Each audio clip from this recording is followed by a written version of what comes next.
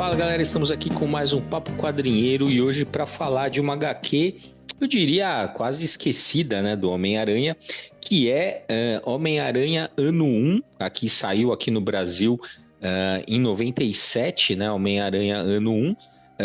Na verdade, ela não, ela é uma prévia, né, digamos assim, é uma introdução a uma outra fase chamada Untold Tales of Spider-Man, que aqui no Brasil também saiu com o nome de Os Arquivos Secretos do Homem-Aranha, né? Então, uma história aí roteirizada pelo Kurt Busiek, né? Que vocês conhecem ele de Astro City e várias outras aí que ele fez, mas acho que a obra dele autoral, acho que é mais conhecida pelo Astro City, e também do Paul, pelo menos esse prelúdio, né?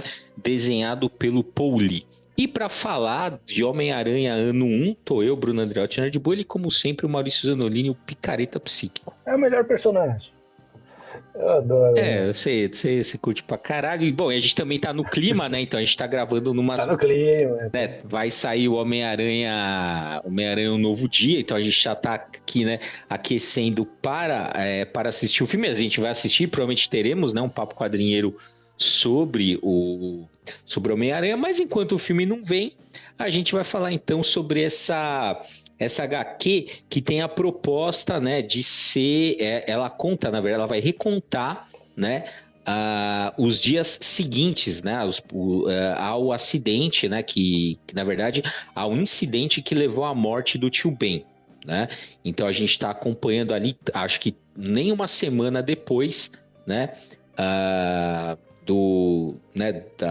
da morte do tio Ben, e aí o Peter Parker tá processando tudo aquilo, e essa fase, né, que serve de prelúdio, né, que aqui virou Os Arquivos Secretos do Homem-Aranha. Qual que era a proposta, né, do Kurt Busiek? Era fazer edições únicas, né, sempre mostrando alguma coisa não contada, né, daí o Untold Tales, né, no original, alguma coisa não contada das histórias dos anos 60. Então, por exemplo, né, e não é propriamente um retcon, porque ele estava tentando manter aquela continuidade, né, mas ele estava tentando explorar coisas que não mostraram, né, naquela fase. Então ele está tentando ali, tanto é que se você vê a HQ, né, ela tenta ser meio atemporal, né, você localiza, mas você não sabe meio direito onde é que ela tá. Então, né, essa é uns anos 60 meio assim, genérico, né? E para justamente isso, assim, então não é propriamente um retcon, mas ele tá tentando explorar coisas não contadas. Então, por exemplo, né, tinha um quadrinho lá que aparece o Peter, e aí nas histórias lá, e aí fala assim, eu estava muito cansado de ontem à noite, e aí só que não mostrava o que tinha acontecido. Então o Busiek vai lá e faz toda uma edição, né, contando essa aventura do Homem-Aranha, de por que ele estava cansado. Aí aparece, sei lá, um personagem no fundo lá, o que aparece em 2, 3 quadrinhos da década de 60, uma mina lá, e aí ele vai fazer todo um desenvolvimento desse personagem para essa história. Então essa é a proposta, né? E aí saiu então aqui essa edição batizada, né, aqui no Brasil, de Homem-Aranha Ano 1, né? 3 edições aí de prelúdio para essa fase que veio depois aí. Bom, já Maurício, já que você, né, você é o fã do Homem-Aranha aqui, então por favor, o que você achou dessa HQ? O que você tem a dizer? É muito bonita, né? Aliás, a inglês ela é a Amazing Fantasy 16, né? Porque o Homem-Aranha foi a edição original que lança o personagem lá na década de 60, é a Amazing Fantasy 15, né? E aí essa aqui seria a Amazing Fantasy 16, que seria a continuação, né? Então, de fato, começa lá com ele já depois da morte do tio, então ele vai lembrando do bandido que ele deixou escapar, quando ele estava fazendo lá indo na televisão, né, ganhando dinheiro como o tal do Homem-Aranha, e aí você pega então a partir desse gancho, ele vai trabalhar o personagem, a questão do Peter Parker, a questão da culpa, né? E aí então é isso, é uma questão assim bastante essencial, né, do personagem, né, a motivação principal do personagem. E como o Bruno falou, é isso, né, a arte é uma arte pintada, muito bonita, assim, e o Paul Lee, que é o cara que faz a arte, ele traz esses elementos dos anos 60, né? Então, por exemplo, quando aparece lá um recordatório do Homem-Aranha sendo picado pela aranha, tem lá né, um equipamento assim que lembra os equipamentos que apareceram na edição dos anos 60. Quando aparece ele na televisão, aparece uma câmera, né, de televisão ali filmando ele, então é uma câmera dos anos 60. Então tem esses elementos assim para localizar a história de forma temporal ali nos anos 60, mas isso não é tão super explícito, né? São alguns elementos gráficos que mostram isso e só, assim. Agora, também tem outros elementos. Então, por exemplo, tem uma outra personagem que vai aparecer ali na segunda edição, com quem ele vai construir uma amizade e tal, que é uma moça, mas que ela usa uma roupa que não tem nada a ver com os anos 60. Ela usa o boné virado para trás, usa um moletom, né, usa tênis, jeans. Então, assim, não é uma menina dos anos 60, obviamente, né? Mas uma menina dos anos 90. Né? Então tem essa mistura de elementos, né? Porque, obviamente, essa história foi escrita muito depois e tal, para um público, né, para outro público. Mas a proposta é bem interessante e a forma como ele trabalha essas questões essenciais aí do personagem, da culpa, né, e os diálogos internos dele, que é o que de fato importa aí nessa história, né? Ele está se autoflagelando pela morte do tio. Ao mesmo tempo, ele está numa situação que, né, eles estão sem dinheiro nenhum, o tio morreu, deixou lá dívidas para pagar, ele não tem trabalho, todo o dinheiro que ele conseguiu uma coisa na televisão antes da morte do tio, eles usaram já no enterro e tal. Então ele não, assim, e ele ainda está no colegial, né? É isso, ele ainda vai para a escola, tem que fazer lição de casa. Então ainda tem esse contexto, né, que é bastante característico da origem do personagem mesmo. E é sempre, assim, sempre que você tem uma história que consegue trazer de volta essa penúria, eu acho que é essa palavra, né, a penúria que é a vida desse personagem e a motivação que ele tira, mesmo diante dessa situação de penúria que ele sempre volta a estar, né, recorrentemente, é o que faz esse personagem ser tão querido, é o que faz esse personagem ser tão interessante, das pessoas se identificarem com ele. Então, de fato, é uma história que tem todos esses elementos e que, por isso, agrada bastante. Né, tem a relação dele com os amigos da escola, ou com as pessoas na escola que não são mais amigos dele. E o Busiek vai explorar isso, vai contar isso com um pouco mais de detalhe, né?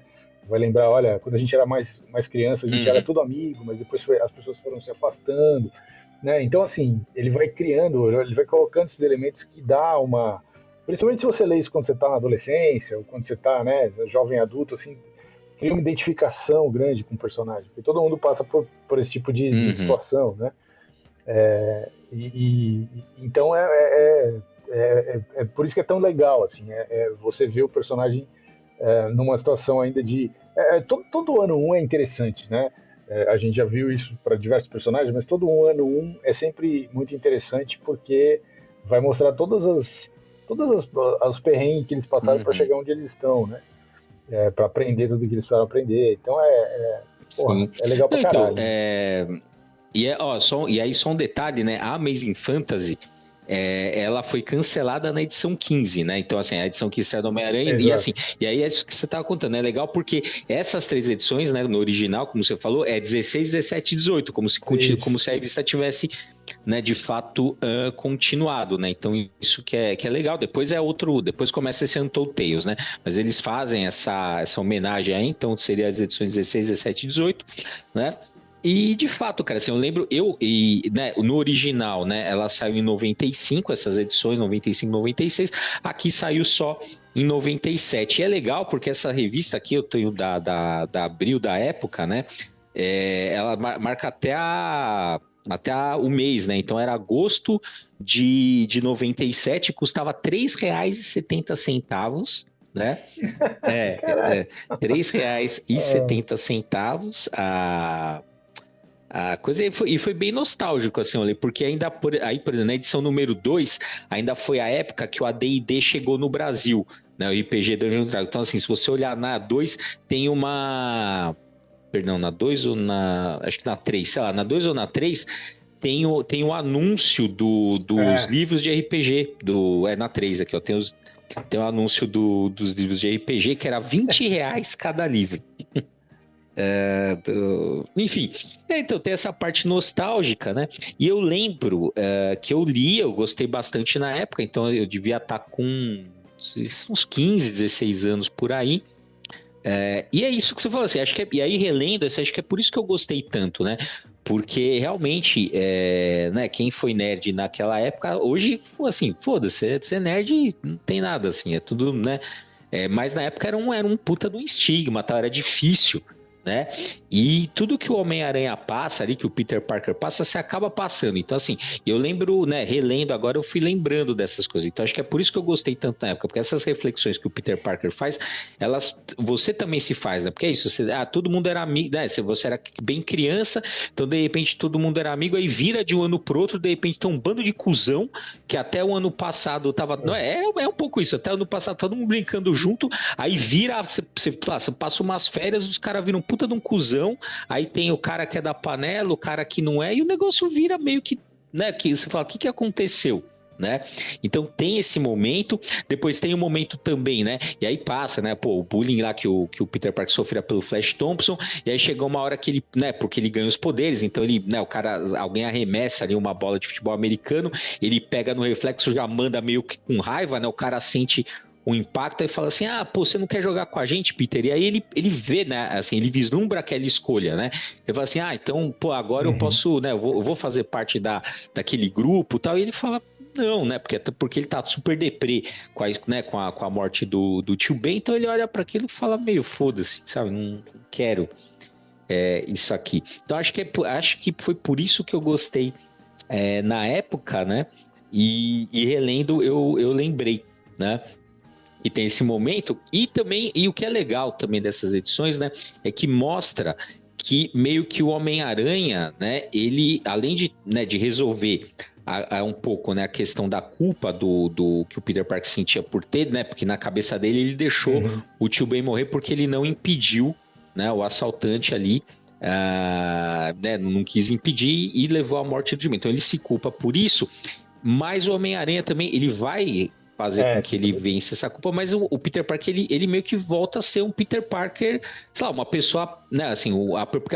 essa, pelo menos nessa fase, contrasta muito, que o Peter Parker é super deprê e o Homem-Aranha, ele começa a zoar, começa, né, a gostar de ser Homem-Aranha, tem a história da mina, né, que ela tem que é uma amizade ali e tal, que os dois começam, então também tem isso dele ter uma, assim, poder ter um pouco de felicidade ali, porque, né, assim, realmente de partir o coração, aquela história, é super deprê a história, né, porque se você, pô, eles são pobres, e aí tem que ajudar né, a Tia May ali, não tem dinheiro, e fica naquela, né, e a Tia May também é toda coitadinha, então, pô, é foda, é bem... E tem muito isso, né, nos filmes com o Tobey Maguire, né, do primeiro, principalmente, né, dessa coisa da tia deles, de passar isso aí, né, então foi bem legal. É interessante que os filmes, eu tava assistindo um vídeo de um cara gringo falando sobre os filmes todos do Homem-Aranha, né, e por que a Marvel Studios fez uma escolha completamente diferente, né, porque os filmes do Tobey Maguire, sim, tem essa penúria, né, principalmente o segundo filme, assim, o primeiro filme ele ainda tá aprendendo, né, os poderes e tal, mas o segundo filme assim, ele tá muito mal, muito mal. E o terceiro filme, aí já perdeu também a mão, a coisa criativa do Sam Raimi, né? Perdeu, o estúdio impôs várias coisas que ele não queria e aí virou qualquer coisa, né? Mas essa ideia, o cara estava falando no vídeo que a Marvel Studios fez uma escolha por inverter, né? O arco do personagem, ele começa com um arco em que ele é super protegido lá pelo Tony Stark, pelo Rap, Hogan, né? Ele tem, os caras dão uniforme para ele, depois, assim, ele tem várias coisas ali que não tem a ver com essa coisa da penúria, né? O tio Ben já não tá lá, ele tem uma vida ok com a tia, né? não é super pobre e tal. Então, assim, ele não tá trabalhando, né? Assim, não tem a coisa do dia a dia de vender o almoço para comer a janta, que é o típico, né, cenário desse personagem. Mas essa penúria vai, ao longo dos filmes, vai né, avançando para a vida dele. Quando ele faz a escolha lá de apagar a memória de todo mundo, as consequências das escolhas dele vão levando ele a essa penúria, que é o final do terceiro filme, né? E agora a gente vai ver o quarto filme da Marvel Studios dentro desse desenho em que ele de fato ficou isolado, sozinho, pobre, tendo que fazer a prova lá para ter a pontuação lá, como se ele não tivesse feito o colegial, porque ele apagou todos os registros da existência dele e tal. Então, assim, de fato, eles levaram 3 filmes para fazer ele voltar para um lugar que é o lugar desse personagem, né? O lugar tradicional, digamos, clássico, né, do personagem. Então é interessante, assim, né? E aqui a gente está vendo ele totalmente nessa condição, que é o que faz criar empatia com ele, né, do público e tal. E aqui eu acho interessante, por exemplo, todo esse debate, né, porque aqui ele tá lidando com a questão do empresário, que foi o cara que empresariou ele quando ele foi para a televisão, que quer que ele volte, porque quer arrancar dinheiro, obviamente, dessa situação. O cara também está todo endividado. Tem a questão dessa menina que ele conhece, que tem superpoderes, e que ele faz uma amizade com ela, mas ela não, ela está aceitando trabalhos né, duvidosos ali do rei do crime, para meio que sabotar uma construção ali, e ele vai contra ela, né? Quando ele descobre isso, ele vai contra ela, e aí tem um embate de fato com ela.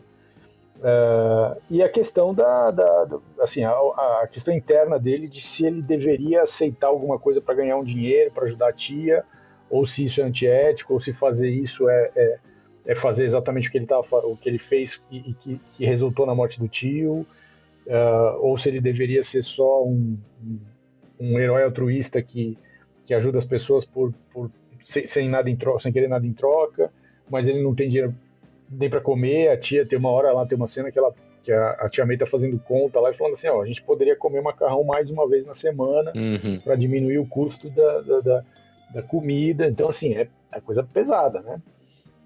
E ele... então, esse conflito interno sobre o que fazer, como viver, que escolhas fazer, que é o norteador aí da história inteira, e que vai ter um desfecho só lá no final, né, da terceira edição, quando ele aceita voltar para a televisão para ganhar um dinheiro, mas aí tem um outro super poderoso que tá lá e o cara quer matar todo mundo. É um vilão meio... genérico, qualquer coisa ali para... Genérico, meio genérico. Mas é um vilão que vai levantar de novo essa questão, quer dizer... o que ele faz, né? Eu acho que é engraçado isso, que a primeira impulso dele é chamar o Quarteto Fantástico, né? Tipo, ele nem se acha capaz de dar conta, né? Ele ligar pra polícia, chamar o Quarteto Fantástico, sei lá, qualquer coisa, né? Mas aí ele vê que não tem o que fazer, ele mesmo tem que tomar uma atitude ali, porque a coisa era iminente. Né? Então é interessante, assim, mostrar a falta de experiência dele e esse conflito interno ainda bastante agudo, né? Porque é tudo muito recente e tal, e ele não sabe, ele realmente não sabe para que lado ir, né? O que ele tem que fazer, né? E ele fica se cobrando. E isso, veja, isso é uma coisa independente. Aqui a gente está falando de uma pessoa com superpoderes e tal, é uma metáfora, né? Mas isso é a vida do adolescente, né? O adolescente não sabe exatamente o que ele tem que fazer, né? Diante de situações que nem essas aí, que são as situações de pessoas comuns, né? A galera, num ano tá todo mundo amigo, no outro ano, sei lá, fez outra panela, você foi escanteado. O que você faz? Você não sabe o que fazer.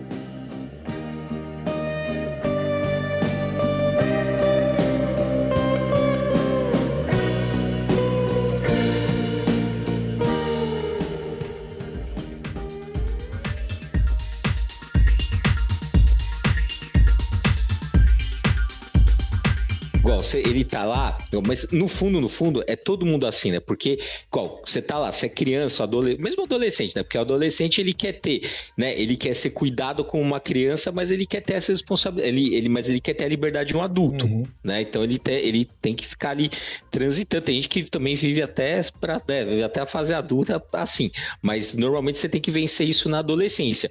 E um pouco de amadurecer é isso, porque qual a primeira reação dele? Puta, vou chamar alguém que resolve. Eu não vou resolver, vou chamar alguém aqui que precisa resolver, né? Mas o adulto é isso, que você, porque a primeira reação é essa, vou chamar alguém que resolva. Só que quando você vira adulto, quando você olha pro lado, você fala assim, não tem ninguém.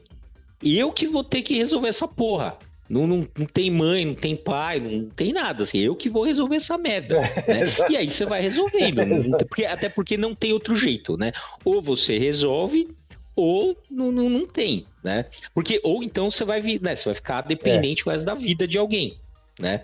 É uma questão, mas é um pouco isso. E nesse momento do vilão, quando ele decide falar, não, peraí, sou eu que vou resolver a parada, é o momento então de amadurecimento dele, que ele entende, né, que é isso, assim, ele é o herói, ele é o Homem-Aranha, e até ele fala, né, que quando cai a ficha, isso tá na última página que cai a ficha nele, que ele fala assim, olha, mesmo que né, ele tem aquela a frase, né, do grandes poderes grandes poderes trazem grandes responsabilidades, ele entende, fala assim, olha, mesmo que o tio Ben não tivesse morrido, uma vez que eu tenho esses poderes, eu ainda teria essas responsabilidades, independentemente do tio Ben ter morrido ou não, né, então, ou seja, eu vou fazer isso aqui, né? Porque esse é o jogo, né? E aí ele vira, então, aí dá, digamos assim, um passo a mais, né? Ali nessa jornada de amadurecimento aí que a gente vai ver desse Homem-Aranha, né?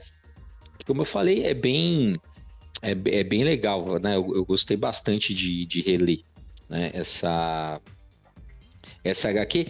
E, né, um detalhe interessante, né, só para lembrar, né, o Kurt Busiek, ele foi autor do Marvels, né, então também, acho que a série, né, mais conhecida dele, né, e foi até hoje, né, um mega sucesso, né, e se você for ver, essa história também tem bastante similaridade com Marvels, né, porque meio que tem hora que ele observa, né, os heróis como um ser humano, né, como um ser humano normal ali, que ele olha, o Thor, né, pô, é um herói de verdade, tal, não sei o quê. Ele Homem-Aranha, vê as coisas desse jeito, né, a partir do ponto de vista de uma pessoa comum, né, apesar dele ser Homem-Aranha, né, exatamente. Então tem essa coisa, né, do Marvels, o próprio fato, né, assim, eu acho que, lógico, a arte lá não é o Alex Ross, mas assim, vários momentos me veio o Marvels na cabeça enquanto eu tava lendo, né, porque é uma arte meio não sei realista, não sei o nome que dá, mas assim, ela não é aquela estética clássica que a gente lembra de super-herói, né, não é. Né, ela é uma coisa mais mundana, digamos assim. Então, vários momentos me lembrou o Marvels. E vamos lembrar, né, que na nossa clássica periodização das eras, né, que o Marvels ele marca então, né, um início ali do que a gente chama de renascença, porque você tem aqueles heróis, né, estilo Image, aquela coisa bem brutal, né? Então lembra, nos anos 90, o Batman vira o Azrael, né? O Azrael assume o manto de Batman. Você tem uma imagem que eu acho emblemática dessa época também, é o Superman que sai lá quando ele revive, né, com o uniforme preto, com 2 metrancas disparando, que não tem que o Superman precisa de 2 metrancas, mas ele tá ali disparando e tal. Então, né, eram os heróis brutais, principalmente com aquela estética da Image, e aí né, o Marvels ele vem com um primeiro, assim, lembra como eram esses heróis que eles não eram assim, né? Eles não eram brutais, não tem nada a ver com isso. E essas 3 edições e o Untold Tales, ele vai também nessa linha da Renascença, porque é isso, ele vai resgatar, né, na mesma linha de Marvels, vai tentar resgatar o herói da Era de Prata, né? Ali no caso, o Homem-Aranha da Era de Prata, né? Isso que eu fiquei pensando também quando eu tava relendo aí tem elementos, né, como a gente falou, tem elementos gráficos mais, né, misturados aí de diferentes épocas, mas de fato o personagem é o Homem-Aranha da Era de Prata mesmo. E as questões do personagem também são questões pequenas, né, que era uma coisa que até eu estava conversando com o Thiago Cardim quando a gente falou do Spider Noir, né, que assim, quando você coloca, e também nesse vídeo que eu estava citando aqui do cara que estava fazendo uma análise dos filmes e tal, quando você coloca o Homem-Aranha numa escala muito, muito grande, assim, de vilões e tal, né? Então, por exemplo, essa é uma crítica feita aos filmes do Andrew Garfield, né? Que assim tinha muito vilão e era um plot muito complexo daquelas megacorporações e ele precisava resolver aqui. Então, assim, sai daquela coisa dele ser o herói da vizinhança, né? O amigão da vizinhança, do bairro, resolver a coisa ali a coisa mais rés do chão, né? E aqui, né, nessa história, não, ele está resolvendo questões. Então, a primeira questão que ele vai resolver é um cara que estava querendo enganar a tia dele, né? Então, o cara vai lá depois do velório lá, do enterro do tio, e vai contar uma história. Não, ele comprou um monte de coisa, e aí ele já deu a entrada, mas ainda está devendo não sei quanto. Eu posso até cancelar, mas eu não tenho como devolver a entrada, mas esse era um presente que ele queria dar para vocês. Conta uma historinha lá, e aí a tia no fim acaba falando, não, a gente vai dar um jeito, a gente vai pagar isso aí. E no fim era golpe, né? Era golpe. E aí ele descobre que o cara, né, que tinha um prédio na Paulista que ficava mandando SMS lá, a mesma coisa. Tinha um prédio lá que tinha um monte de gente no telefone. SMS, pô, SMS dos anos do puta, hoje os golpes é tudo WhatsApp, né? Eu sou da época do golpe do SMS. Mas, isso é só denunciando a idade. Então aí ele vai lá e pega o cara, né, que tava dando golpe em um monte de gente. Então, assim, é isso. Quando ele tá dentro dessa dimensão, né, desse escopo, funciona muito bem, né? E esse é o Homem-Aranha da Era de Prata mesmo. É o Homem-Aranha amigão da vizinhança, ajudando ali as pessoas na rua, né, e se fudendo, porque ele para ele abre mão de fazer coisas para ele, por ele, para ficar mais um pouco ali ajudando outra pessoa que apareceu, outra situação que se apresentou e tal. Então, é isso, né? Então, o que a gente está vendo aqui, claro, eles dão uma ampliada aqui, né? Aparece o Rei do Crime, né? Como um dos caras que está por trás ali da coisa do prédio, né? Que a menina ali, a tal da amiga dele, que tem superpoder, estaria trabalhando pro Rei do Crime, mas ele é uma figura nas sombras aqui na história, ele só aparece falando assim, olha, esse Homem-Aranha aí vai dar trabalho, vou ficar de olho nele e tal, e só, né? Então ele não ganha uma dimensão maior dentro da história, né? A dimensão dele é muito pequena mesmo, e isso funciona, assim, porque a questão dele são os conflitos internos, né? Então, isso que é o legal da gente ver e acompanhar. Então, de fato, vale a pena esse quadrinho, é um quadrinho que, assim, talvez, não sei se saiu em outras edições aqui no Brasil, eu acho que não, se saiu encadernado, mas é uma coisa... Eu acho que não. Então, é uma coisa que é uma pena até, toda essa fase do Zé, que seria interessante de ter, né, isso encadernado junto com essa abertura, seria interessante de apresentar isso para o público, mas não sei se tem espaço muito para tanto material assim. Não, mas acho que são 25 edições, se eu não me engano, daria para fazer, tipo... pouca coisa. Daria para fazer uma edição assim, que realmente, cara, assim, eu falei, eu lembro que eu gostava, né, assim, que eu falei, não me lembro assim, acho que eu li na época, mas você vê que, assim, eu conservei até hoje, cara, tirando um detalhe ou outro, tá perfeito, assim, né, a revista, tirando uma coisa, né, um pouco envelhecida, umas manchas e tal, mas a HQ tá perfeita, porque isso, eu li na época, e é isso, o que eu lembrava? Eu lembrava que eu tinha lido e gostado, e não lembro, e só isso, né, e agora relendo realmente, assim, é bem, bem interessante, me deu até vontade de ler, né, tô completo, né, o Untold Tales ali para ver como é que ele vai, né, porque, assim, pelo que eu vi, ele é isso, né? Ele vai pegando esses painéis ali soltos, esses personagens que acabaram, né, aparecendo, sei lá, em um quadrinho, então que não era nada, e trazendo eles para né, para ter uma edição ali, e também ele mostra, né? Tem o Duende Verde, tem o Dr. Octopus, mas também aparecem ali tipo, vilões como, sei lá, que ele criou, que é o Incendiário, o Asa de Morcego e outros ali que só foi para essa fase. E, curiosamente, a gente fez agora, né, a postagem lá das 5 maiores fake news do Homem-Aranha, né? É uma coisa que a galera esquece, né? Que o Tio Ben, aquela história do Tio Ben falar aquilo que com grandes poderes vem com grandes responsabilidades, não tem isso no original, né? E também não tem isso nessa coisa, nessa história recontada, né? Também isso não é uma frase que sai da boca do Tio Ben, né? Então é bastante curioso porque assim, como isso acho que ficou, né, em outros, eu não sei se tem quadrinho, eu não sei se aparece pela primeira vez no filme, né? Mas é uma coisa que a gente acabou ficando com isso na nossa cabeça que realmente não tem nos quadrinhos, ou se teve depois, né? Não sei se tem antes do filme, né? Não sei mesmo. Não, também não me lembro, mas de fato não é no original não é o Tio Ben que fala, né? E é isso, né? Assim, são tantas gerações que foram acompanhando o Homem-Aranha em tantas mídias diferentes que acaba tendo. A pessoa acha que o Homem-Aranha é aquele que ela viu pela primeira vez. Isso é normal. Sempre assim. Mas faz parte, é isso aí. Então, Inclusive, agora a gente tá combatendo a fake news aqui. Exatamente, agora entramos nessa. A galera curte também, né? Os caras. Não, e eu achei legal, né? Porque nesse post aí, né? Teve um cara que falou assim: não, mas o Stan Lee falou que ele que queria e o Steve Ditko não.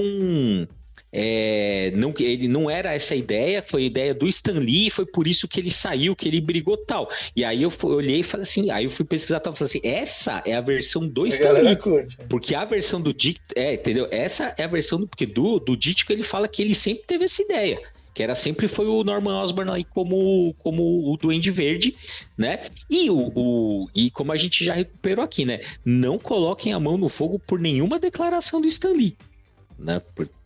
Né? Porque eu falei, ele virou aquele senhor fofinho porque a galera que começou a colar vendo o filme da Marvel não sabia das tretas, né? Da questão dele, enfim, né? Dele. A gente fez até um episódio, né? Do Papo Quadrinheiro, né? Sobre isso também, sobre essa treta. Na verdade, não era. O Ditko nem aparecia muito, era Stan Lee e Kirby, né? Que eu até comentei que eu falei assim, infelizmente a gente acaba tomando um dos lados, né? O Kirby era um cara, né? Ficou um cara muito amargurado, né? Por isso, mas assim, o consenso na galera que curte gibi é que o Stan Lee é picareta, né? Não tem. O que se abriu margem para dúvida foi depois da ascensão da Marvel no cinema, né? Que deram o benefício da dúvida pro Stan Lee. Né? É isso aí, o velhinho lá era falastrão, né? Era foda. Enfim, essa fase aí, essa minissérie foi um sucesso, né? Bastante. E meio que também vi em alguns lugares comentando que o sucesso dessa série meio que viu, né? Assim, abriu caminho, por exemplo, para X-Men First Class, não o filme, né? O HQ, né? O X-Men First Class, que tem meio essa mesma pegada de você pegar aqueles primeiros. Mesma proposta, né? Você pegar os primeiros dias ali da escola ali do Xavier com os X-Men originais e ficar explorando essas coisas não contadas, e também aquela tetralogia das cores que a gente até fez um episódio de cada um, né? Embora a tetralogia das cores seja lá no... Bom, é próximo, né? Essa HQ é de novo, o Untold Tales foi em 95, acho que é 96, 97, e aí no comecinho dos anos 2000 você tem então a tetralogia ali das cores, né? Começando tal, também tem o sucesso dessa HQ teria motivado essas outras linhas aí na Marvel também. Todas essas coisas de ano 1, todas essas coisas principalmente heróis adolescentes, né, que vão apresentar então ali, seria interessante, né, para trazer um novo público, você criar histórias, né, mostrando essa fase deles ainda aprendendo né? Que é o caso dos X-Men, a mesma coisa, né? É interessante mesmo, e potencialmente pode capturar um público novo. Então, de tempos em tempos, isso retorna, ou a criação de novos personagens adolescentes, ou né, histórias dos personagens que a gente já está acostumado, mas nessa fase da adolescência, porque de fato é uma coisa que tem potencial de venda, mas nem sempre potencial não quer dizer que vai de fato vender, né?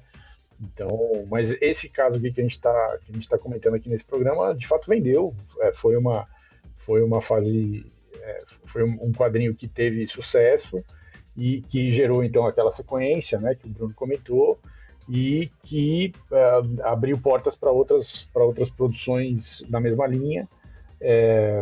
Então, assim, a gente vai ver, provavelmente a gente vai ver, quando os filmes de super-herói da Marvel já não tiver mais o que espremer, eles vão fazer lá a adolescência é que nem o Smallville, né? Sim, Smallville sim. é a mesma coisa, né? Smallville, você não tem mais o que fazer com o Superman, e aí você vai, vou fazer Smallville, puta sucesso da porra. Porque é isso, apresenta para um público novo e tal, né? Então, eu fiquei pensando nisso enquanto eu li HQ, né? Porque eu tava conversando com um amigo meu, mas ele, assim, olha só como são as coisas, né? Ele curte Homem-Aranha também, mas ele falou, cara, eu acostumei com o Homem-Aranha maduro das HQs. Ele acostumou tanto com aquele Homem-Aranha mais maduro, né? Que tava outras fases longe dessa adolescência, que quando ele olha, o Homem-Aranha do Tom Holland não diz nada pra ele, porque é um Homem-Aranha adolescente, né? Então ele já é um cara que não, esses filmes novos não tem, falou, cara, tem zero apelo com ele, né? E aí eu fiquei pensando, né? Mas apesar desse caso específico, né? O Homem-Aranha, eu acho que ele funciona mais nessa coisa quando ele tá adolescente. Tanto é que uma hora ele casa com a Mary Jane, aí inventa, puta, casamento é um problema, aí tem aquelas, então o Mephisto apagou tudo, aquelas coisas, né? Mas eu acho que o Homem-Aranha, ele precisa disso. Tanto é que, o que foi feito recentemente que, de fato, com o Homem-Aranha, que despertou algum interesse sobre o personagem? É o Miles Morales, que é uma outra, né, que é uma outra versão, mas querendo ou não, assim, é um adolescente, né, um cara jovem, né? Que foi o jeito, talvez é isso que tem acontecido, assim, o Homem-Aranha tem um apelo jovem, o público que curte quadrinhos querendo, né, ele teve que comprar esse amadurecimento do Homem-Aranha, né? Porque não dá para ficar adolescente eterno ali, então, ok, ele tá também, assim, acho que é mais fácil você comprar a ideia de um adulto eterno do que de um adolescente eterno, né? Então, ele foi amadurecendo ali, e o que apareceu de novo, de legal, de bacana, que saiu, né, conquistou não só os quadrinhos, como várias mídias, o Miles Morales, né? Então, eu fiquei pensando nisso, nessa coisa, né, e acho que é por isso que funciona tão bem quando a gente vê essas origens, né? Não é recontado, né? Não é uma retcon, mas de alguma forma lança a luz para alguns aspectos que estavam ali, que não foram explorados na época, né? Essa é a proposta aí da série. Acho que é isso, a gente passou aí por só 3 edições, mas, cara, eu falei, são 3 edições que valem muito a pena, né? Você ler, você conhecer, como eu falei, eu tive bastante vontade de ler essa fase aí completa, talvez aí consiga em algum momento, né, Maurício? Você tem alguma coisa aí para finalizar, alguma observação? Não, é isso. Se vocês acharem em sebo, comprem, vale a pena. Vale a pena ter. A arte é muito bonita também. Realmente o cara é muito bom, o Paul Lee. Ele fez outras coisas assim, mas nada muito grandioso, porque essa série é a série mais importante que ele fez para Marvel, né? Então, é isso. Bom, então é isso, gente. Esse foi o nosso Papo Quadrinho do Homem-Aranha no 1. Vou lembrar você para nos seguir, comentar aí se possível, certo? E é isso, galera. Até o próximo Papo Quadrinheiro.